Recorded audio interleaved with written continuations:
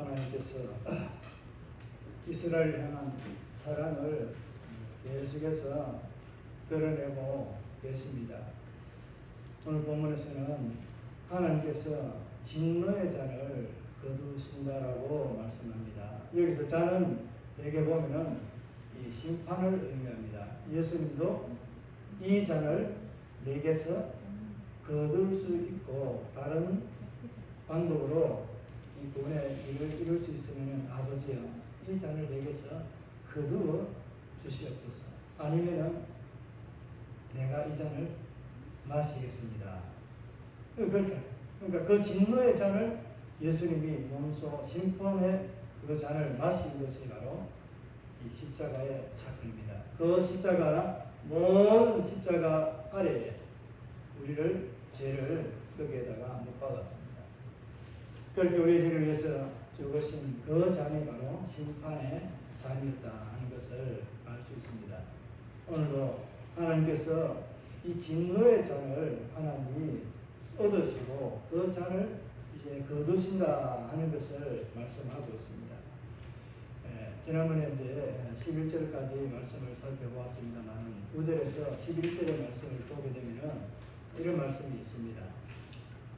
라합과 용이라는 표현이 있습니다. 이 라합은 이스라엘을 두고 하는 말이 아니라 애굽을 두고 이끌어서 하는 말입니다. 애굽 나라를 말하는 것이고 용이라는 것은 그 왕을 두고 이야기합니다. 그러니까 이집트의 왕, 애굽의 왕을 하나님이 뭐 했다고요? 심판했다라는 것을 말씀하는 거예요.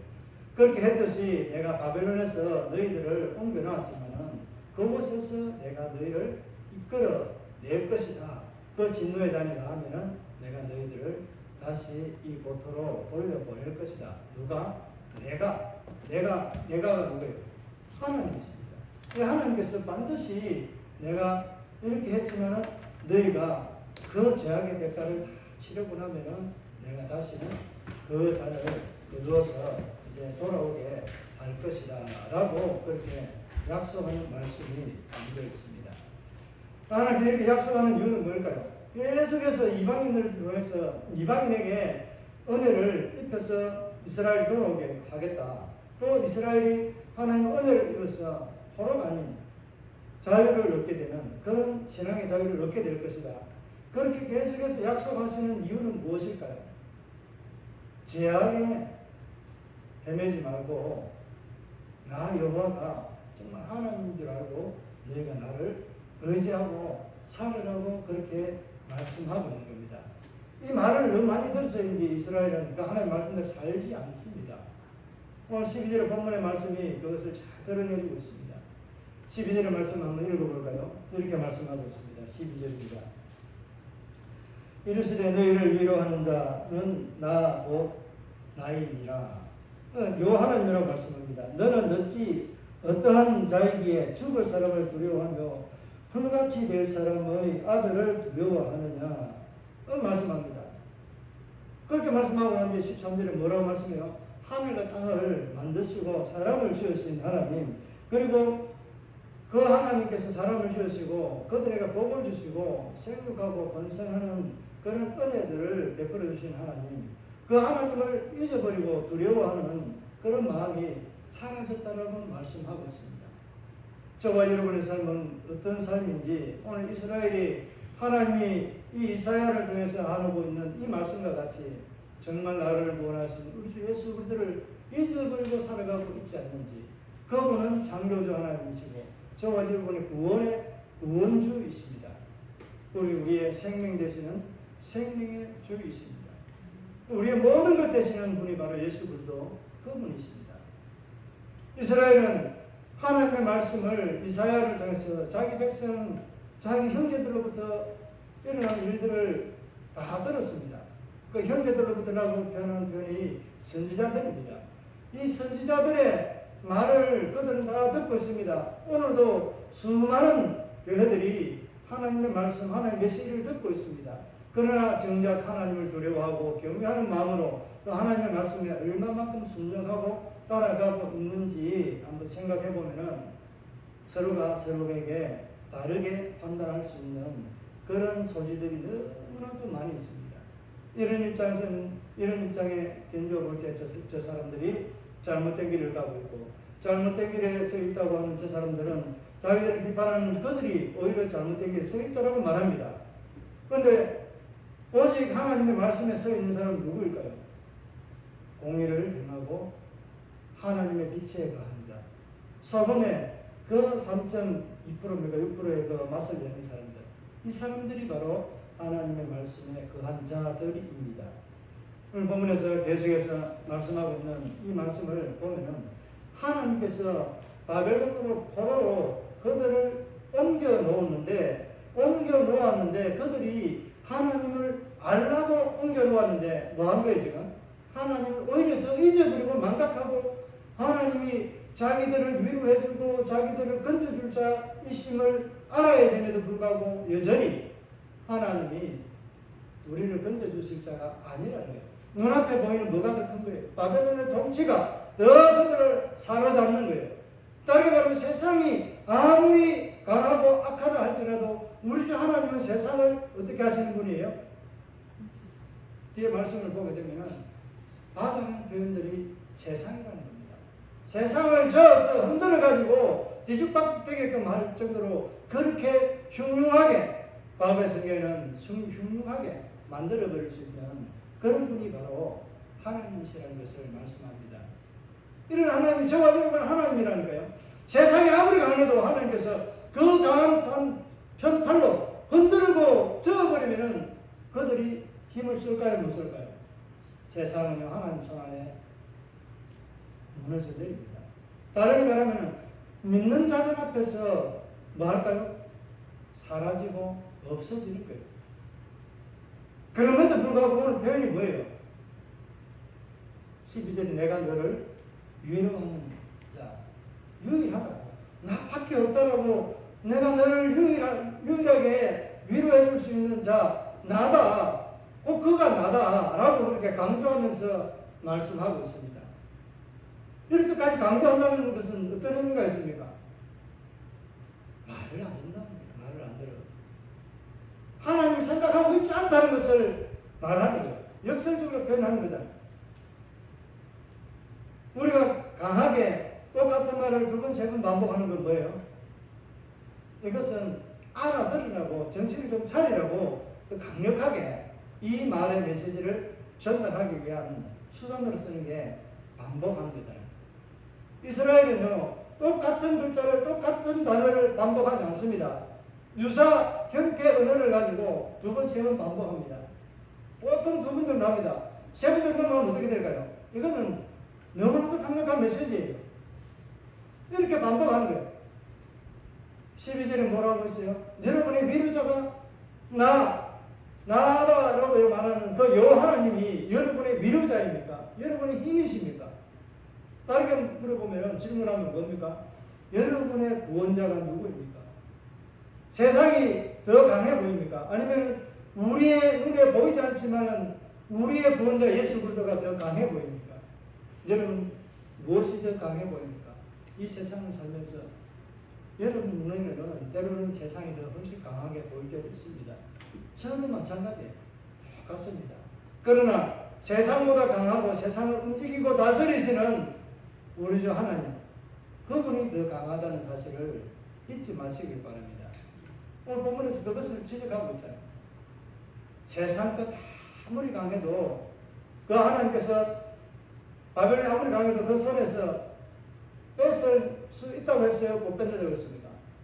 뺏을 수 있다라고 말하는 게 아니고 뺏을 수 있다는 가정행위 아니고 빼앗아 내가 가져올 수 있다 이렇게 말하는 게 빼앗아 버린다. 그 손에서 내가 빼앗아 온다라고 말합니다. 강력하게 말씀하고 있습니다. 우리 하나님은 그렇게 할까 말까 미신적인 얼굴로 미신적인 그런 믿음을 우리에게 던지는 것이 아니라 확실한 믿음으로 고백할 수 있도록 우리에게 말씀해 주고 계십니다. 반드시 하나님은 저와 여러분을 아무리 세상이 우리를 흉흉하게 위협하고 간악하게 한다고 할지라도 우리를 압제한다 할지라도 우리를 그 세상에서 구원해 줄 분은 바로 예수 그리스도. 그분이 우리를 구원해 내십니다. 이렇게 우리가 그는 잘 아시는 내용은 뭡니까? 사망의 그늘이 우리를 얼마나 짓누르고 있어가지고 다시는 영생이라는 생명이라는 소망을 품을 수 없을 만큼 우리는 사망의 그늘에 짓눌려 있었습니다. 그러나 그 사망의 그늘을 누가 벌써 던지게 했어요?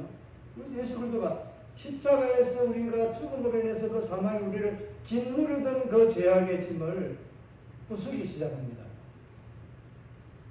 부활하심으로 우리에게 덮어 씌워져 있는 영원 죽음의 형벌, 사망의 그늘은 이제는 다시는 우리를 짓누를 수 없고 예수 그리스도의 생명이 우리 안에 들어와서 영생을 누릴 수 있는 은혜의 존재로 바뀌게 됐다는 사실을 우리는 잘 알고 있습니다.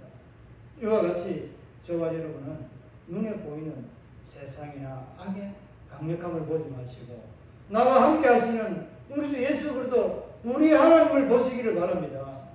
오늘 이것을 보라고 계속해서 말씀하고 있습니다.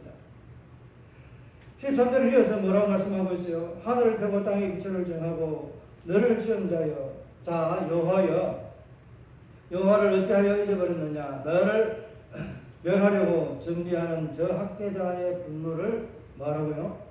어찌하여 항상 종일 두려워하느냐? 라고 말합니다. 이어서 또 뭐라고 말씀하고 있어요? 저 학대자의 분노를 어찌하여 항상 그렇게 준비하듯이 하고 있는 그들을 두려워하고 있느냐? 매일 종일 그렇게 두려워하고 있느냐? 그 형벌이 우리에게 다가온다고 준비한다고 할지라도 그 학대하는 학대자의 목소리라든지 행동이 어디 있느냐라고 마지막 결론으로 말씀하고 있습니다. 아무리 강하게 그들이 준비한다 할지라도 하나님이 노 해버리면 된다 안 된다? 안 된다는 사실입니다. 모든 계획은 하나님께서 바벨론으로 이스라엘을 옮겨서 그곳에서 뭐 하려고 한 거예요? 새로운 이스라엘, 더럽고 추하고 거룩하지 못한 것에서 이제는 거룩하고 강하고 하나님만이 온전히 섬기는 그런 믿음의 일꾼으로 지역으로 쓰기 위해서 하나님은 바벨론이라는 이 용광로를 사용하고 계시는데 그곳에 내 죄악을 뚫어버려야 되는데 내 믿음을 다시 죄악을 뚫어낸 자리에 심어야 되는데 소망을 심어야 되는데 그 소망이 함께 사라지고 불신만 그 안에 가득한 모습으로 차 있는 것으로 보여지고 있다는 사실입니다. 때로는 우리에게 징계가 번징이 다가올 때 우리에게는 어떤 마음으로 받아들여야 된다고 말씀을 드렸습니까? 오해하는 게 많습니다. 세상 징계는 부끄러움을 당하게 하는 그런 징계라고 말할 수 있다면 그것도 당연하게 새 사람 되기를 바라는 거예요. 네가 죄에 대한 대가를 치르고 새 사람이 되어서 앞으로는 다시는 이런 죄의 대가를 치르지 않도록 살아라 하는 그런 표현입니다. 그런데 하나님의 징계는 무엇일까요? 그거보다 더 강합니다. 우리를 그 징계 속에 흔적을 남겨두지 않습니다. 그리고 우리를 하나님의 영원한 사랑의 그 나라에 거기에서 영원토록 즐거워하며 하나님의 은혜와 사랑을 찬송하며 살아가도록 우리를 그곳으로 인도해 주신다는 겁니다. 뭡니까? 우리가 죄를 지었고 징계를 받았음에도 불구하고 우리를 그런 곳으로 아름다운 곳으로 인도해 주시는 하나님의 그 사랑. 이게 우리는 너무나도 귀하고 고백할 수 있는 최고의 인생의 말로 고백한다 할지라도 그 사랑을 다 표현할 수 없다는 사실입니다. 그래서 오늘 저와 여러분이 오늘 이스라엘을 보면서 용광로 바벨론의 그 포로의 생활들을 하는 진노의 잔들을 마셨지만은 그 진노의 잔들이 70년 차기까지는 강하고 너무나도 위대해 보이고 두렵게 하는 그런 마음이 든다 할지라도 그것을 두려워하지 말라고 말씀합니다. 그것을 잊어버리고 역으로 무엇을 다시 내 마음속에 심어야 돼요? 내가 너를 창조하고 너를 짓고 너를 사랑하는 내 백성을 삼은 나를 말하는 것, 그 기억하는 겁니다. 눈앞에 보이는 것 따라가지고 두려워하지 말고 내가 너를 향해서 베풀어 주는 그 사랑을 기억하고 그 마음에 새겨라. 그러면 내가 너에게 어떻게 해주겠다? 이 진노의 잔을 거두겠다. 그렇게만 약속하시는 것이 아니라 오늘 본문에서는 뭐예요? 그렇게 하지 않아도 하나님이 약속한 그 때가 되었기 때문에 그 진노의 잔을 뭐 했다고요? 다 비웠다라고 말합니다.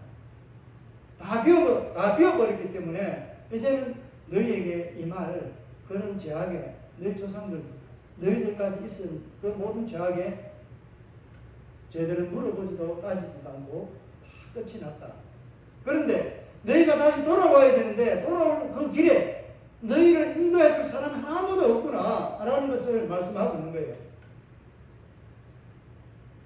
하나님께서 너희 조상들 너희가 낳은 자녀들이 내가 이쪽으로 돌아오게 할 수 있는 이 길을 예배해두고 있는데 돌아올 사람이 없다. 인도할 사람이 없다. 어떻게 할래? 기간 다 찼는데 어떻게 할래?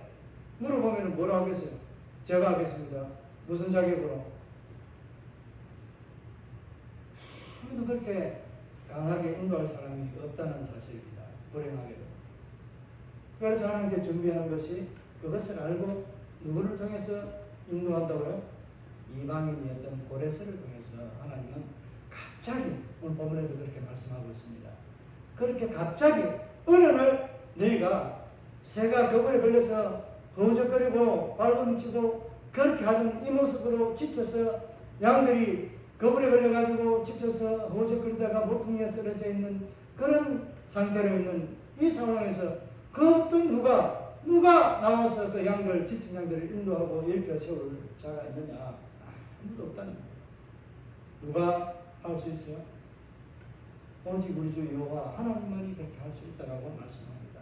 내가 너희들을 인도해주고 내가 너희를 인도하는 인도자가 되어주고 내가 너희를 구원해줄 자가 되겠다. 친히 내가 너희들을 구원과 인도하는 자가 되어주겠다라는 약속의 말씀이 오늘 본문에 담겨 있습니다.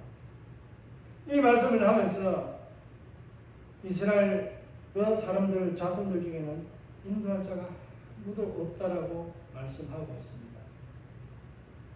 우리는 난세의 영웅이 한다라는 이런 표현을 합니다.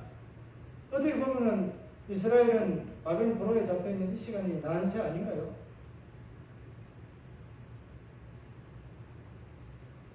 이스라엘이 출애굽 이후에 가나안 땅에 살아갈 때 그 400년을 살 때 어떤 일이 있었어요?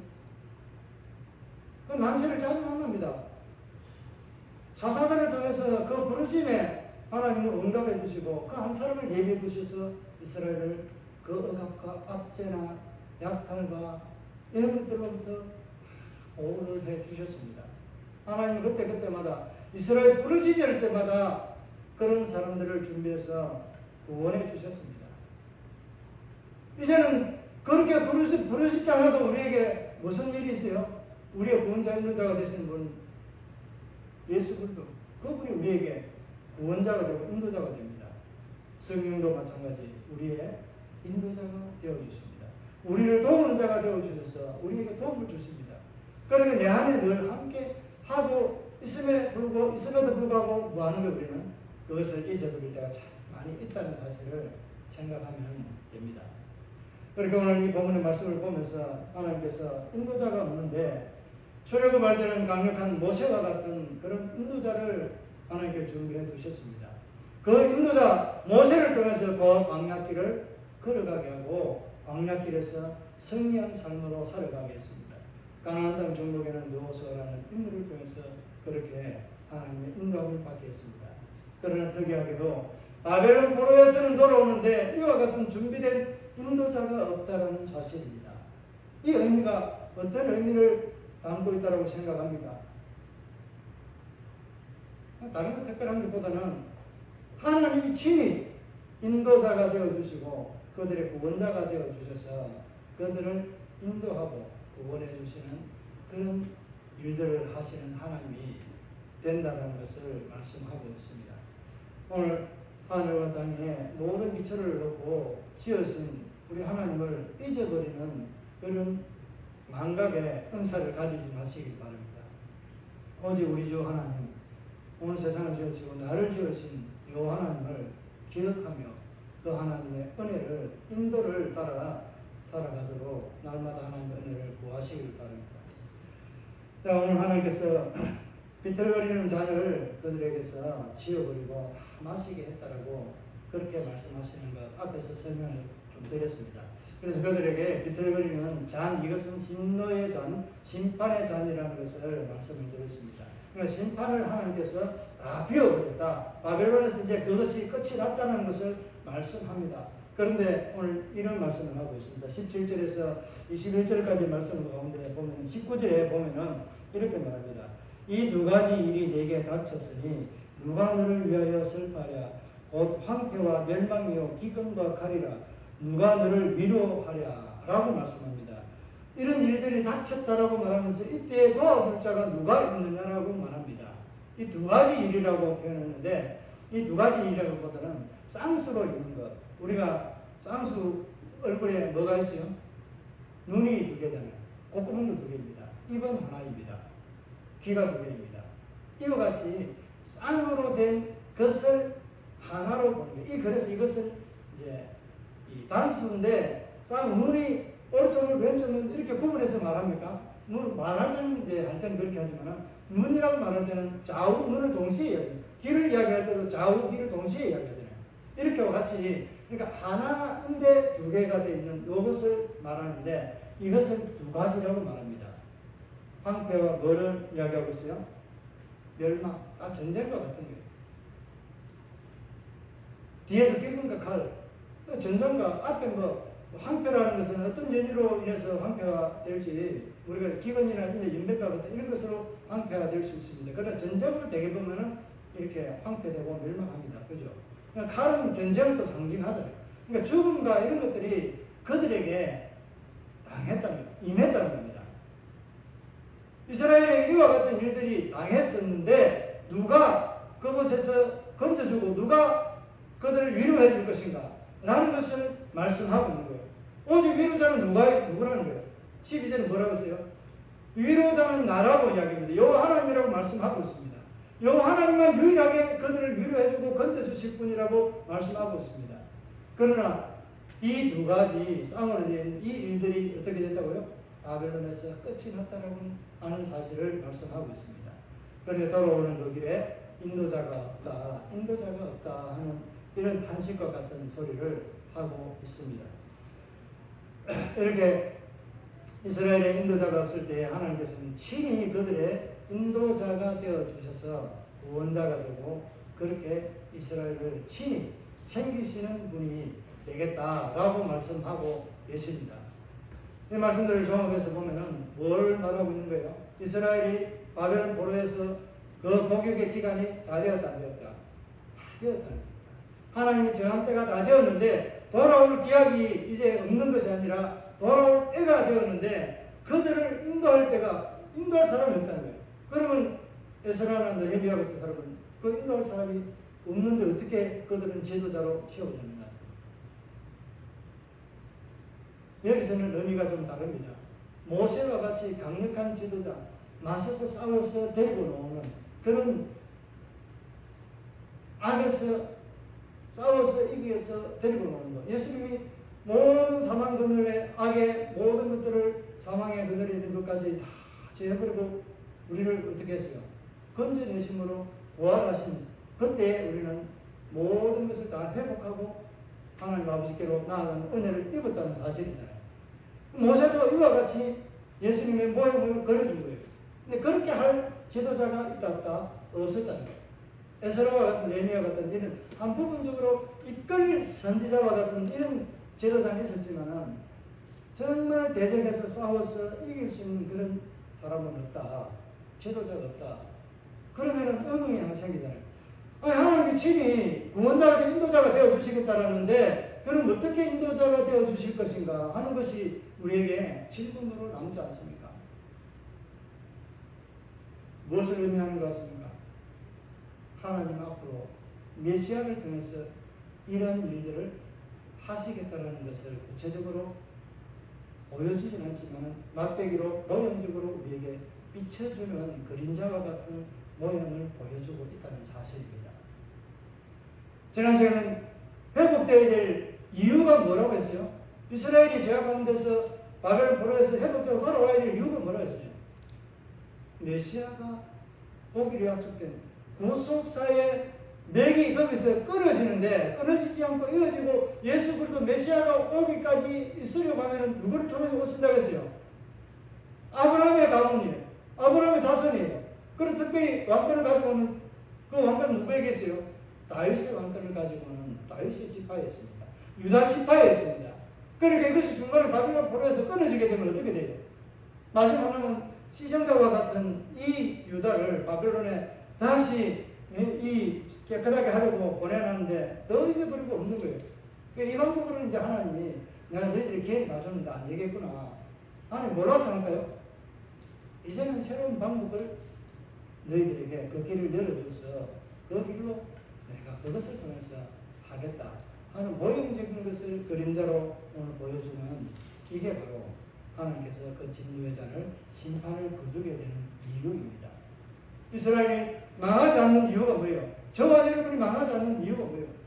온 열방이 주께로 돌아오기까지 모든 땅끝이 여호와를 경외하기까지 우리를 사용하시기 위해서 이 자리에 두고 있다는 사실입니다. 그 사명 다하기까지 교회는 무너지지 않습니다. 사라지지 않습니다. 교회를 대적하는 것은 누구를 대적하는 거예요? 하나님을 대적하는 것을 강조하고 하나님이 그것을 딱 뭐 하신다? 보복하신다는 것을 말씀하고 있습니다. 이게 21절에서부터 23절까지의 말씀이 이것을 말씀하고 있습니다. 너를 압제하고 너를 괴롭힌 그 모든 것, 그거 이상으로 내가 그들에게 갚아주시겠다는 것을 말씀합니다. 우리에게는 승리의 보장이 있고요. 우리의 원수를 갚아주시는 하나님, 내가 당한 모든 것들을 그대로 그 이상으로 갚아주시는 하나님께서 보복해 주시고 신원해 주시는 하나님이 계신다는 거예요. 그 하나님 바로 예수 그리스도잖아요. 모든 사망 것을 이기시고 부활하신 예수님께서 저와 여러분의 억울하고 억압받는 모든 스러움들을 그 눈물을 닦아주시고 영원한 처소에서 영원한 기쁨과 즐거움으로 살아갈 수 있도록 우리를 그것으로 인도해 주시는 하나님. 예수 그리스도 그분이 친히 우리를 인도해 주시잖아요. 이 말씀과 비슷하잖아요. 그 모습을 보여주잖아요. 우리를 예수 그리스도 구원해 주시잖아요. 하나님 친히 구원해 주시잖아요. 우리의 눈물을 닦아주시는 분이 누구예요? 바로 예수 그리스도 그분입니다. 승리의 기쁨과 우리에게 슬픔을 위로해 주시는 하나님. 우리가 갈 길을 몰라 방황할 때에 우리의 친히 인도자가 되어주시는 예수 그리스도, 그분의 인도함을 따라서 그분의 손을 잡고 말씀을 따라 걸어가는 저와 여러분의 삶이 되기를 주 예수 그리스도의 이름으로 축복합니다. 이 말씀을 생각하면서 결단하는 시간을 가지도록 하겠습니다.